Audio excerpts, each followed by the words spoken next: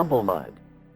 Today, I'm going to be sharing a story that I've been wanting to talk about for a long time, and honestly, I'm really surprised that I've not actually shared it before because it's one of my favorite gaming memories. And when I think about it, it's easily one of the most impactful experiences that I've ever had as a gamer, not to mention it was at such a formative age as well. This all took place right before Christmas of 2002, so I had just turned 9 years old. And it was around this time that my mom took me to a Christmas party that her coworkers were throwing. Once I got there, I didn't really want to stay upstairs with all the adults and the little kids that had to be supervised because the adults were just talking over cocktails and laughing about inside jokes from work that I didn't understand, and the little tiny kids were being little tiny kids. So after I got some food, I asked Mom where the other kids were, and her coworker led me down into the basement. I started slowly walking down the staircase. I remember it being really dark, but then once I got into the basement, it was lit up and it was so cool down there. There was a CRT sitting there and 5 or 6 kids were huddled around this TV. My mom and her coworker introduced me, and I remember Dominic shaking my hand. He was the son of the people hosting the party, but the other kids were fixated on whatever they were playing on that CRT. Of course, I'm referring to them as kids now, but they were high schoolers, and so at the time, me being a 9-year-old, they felt infinitely older and cooler than I could ever hope to be. So as you could imagine, I was really nervous, but once I got around to seeing what they were watching, I could not take my eyes off the screen. What I saw them playing that night was Super Mario 64. Let's go!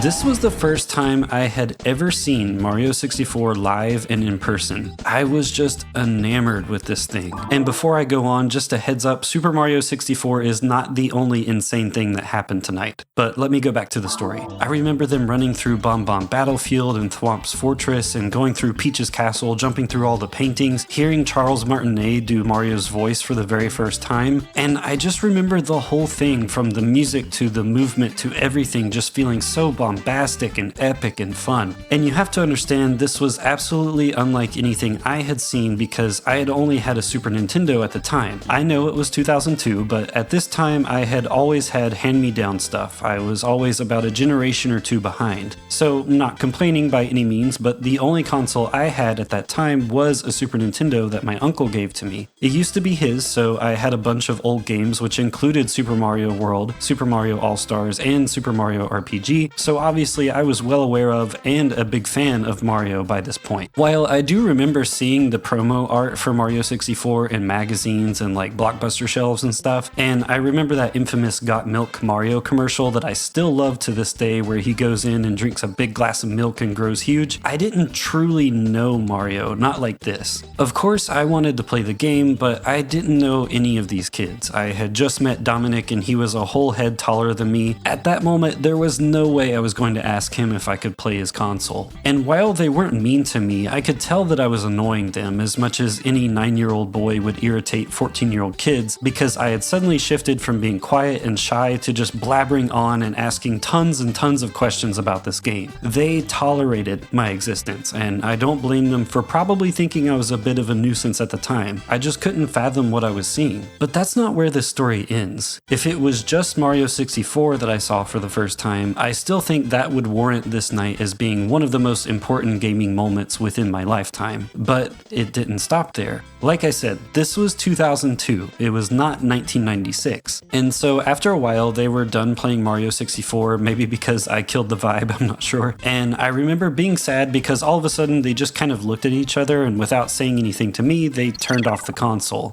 But then they went to the other TV that was right next to it, and they turned on this other system that I had never seen before. What that system ended up being was a PlayStation 2. And I guess Dominic was just a lucky kid because I looked it up and the game that he booted up on the PS2 that night had just released a month prior in October of 2002. He started up Ty the Tasmanian Tiger. And as if my brain couldn't have exploded any more, it did so tenfold when I saw Ty. In one night, I went 2 full generational leaps. Graphics, sounds, polygons, controllers, the power of the system, everything at once. Here I was suddenly looking at Ty the Tasmanian Tiger for the very first time, the very first PlayStation 2 game I had ever seen in my life, right after seeing Super Mario 64, the very first N64 game I've ever seen. And while I definitely don't share this opinion now necessarily, seeing them both at the same time, Ty the Tasmanian Tiger was way more interesting than Mario 64 to me just because of that direct jump in graphics that I saw and the fact that this was a completely new character who I had never seen before. Seeing it in motion, it just felt like that next major step, and I really felt like I was basically time traveling into the future all of a sudden in this one moment. And something that stuck with me all these years later was how funny Ty was too. The full voice acting in Australian accents was a big change from Mario's wahoos and yippies. That was a ripper of a race, Ty. You're faster than a long-legged emu with a case of the bellyaches. Case of the bellyaches. Being a kid who grew up with stuff like Steve Irwin, of course, I was in love with the cockatoo guy and Ty's Australian accents, and in general, the game's Outback vibes were just awesome. I remember the colors of that game being so nice and vivid, and the water effects and just all the different environmental things going on being so interesting to me. Honestly, at the time it looked photorealistic. It looked like I was watching a 3D cartoon or something, which even that was pretty new as stuff like Jimmy Neutron had just broken into the mainstream that year as well.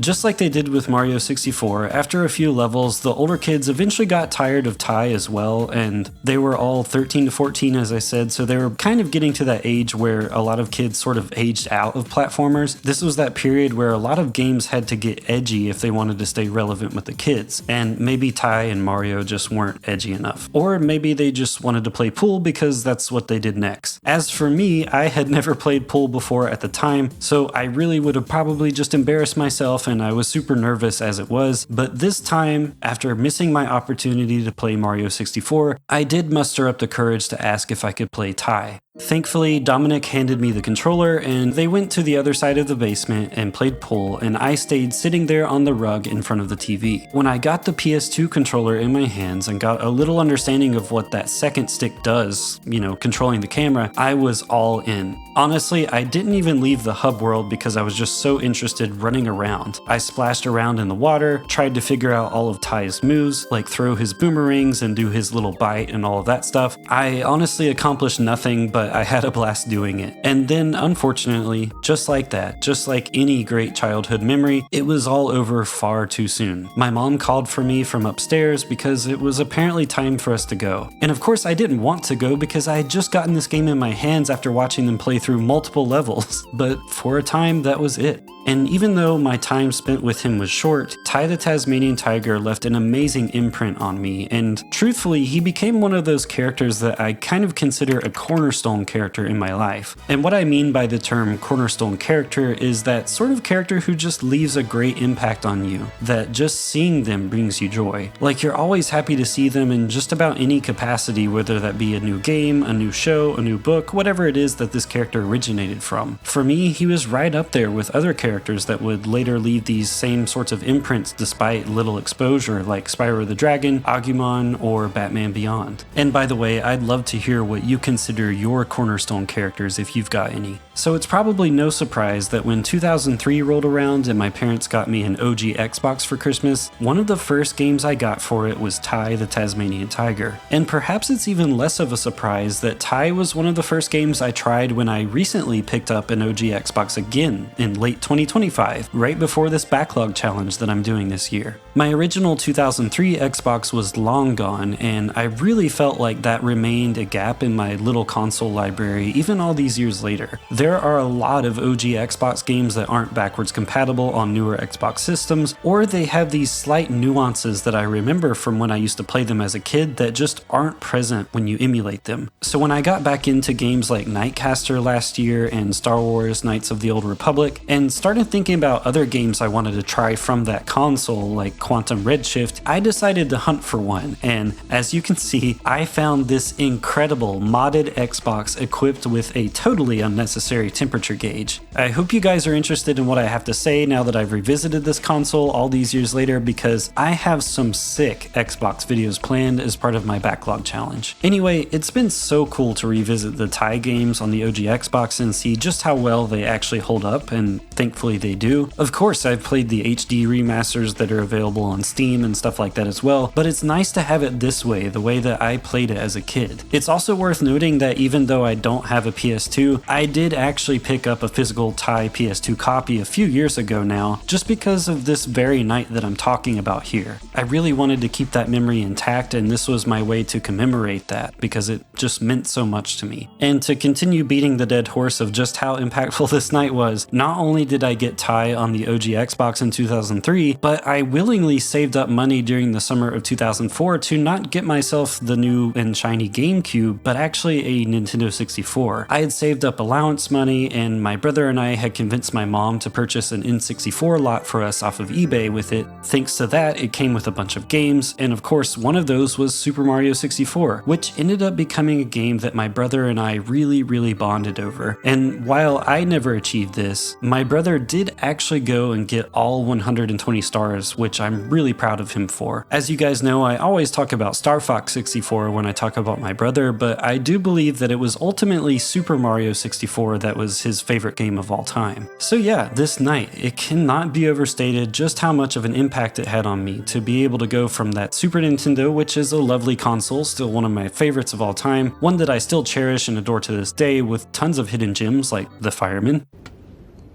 I understood that reference. Yeah, I love that thing, but to go from that to seeing not just one, but two generational leaps in one night, that's an experience unlike any that I'm probably ever going to have again in my lifetime. And while I'm sure I annoyed those teenagers all of those years ago, I didn't care, because what I saw in front of me was so magical and wonderful, and I don't think they appreciated it the way that I did. I was the only kid I knew who had a Super Nintendo, so even at 9 years old, I had perspective, man. So perhaps that night, more so than maybe any other that I can really think of, that night planted some seeds that helped start the birth of a little Humblemud right there. Just a tiny Humblemud that loves and appreciates games and sees them as an art form. I'll never forget it. So yeah, just wanted to share one of my favorite gaming memories ever, and I really hoped you enjoyed getting to be a part of that with me. I would love to know what you guys think about the jump from 2D to 3D gaming. If there were any moments like this for you where your mind was blown, I know I can definitely think of others like Mega Man Legends. Oh my god. Feel free to tell me what your first game was on the PS1, the N64, PS2, GameCube, Xbox, Dreamcast, whatever console you had during the 5th and 6th generations. I'd love to know what you thought and how these games impacted you, because that was a special time in gaming. And if you haven't already, let me know what your Cornerstone character is or characters are. Let me know why they had such a big impact on you. Whatever your story is, share your story. I'll absolutely read it and I'll do my best to respond. Anyways, if you're still here, thanks so much for watching, and as always, stay humble.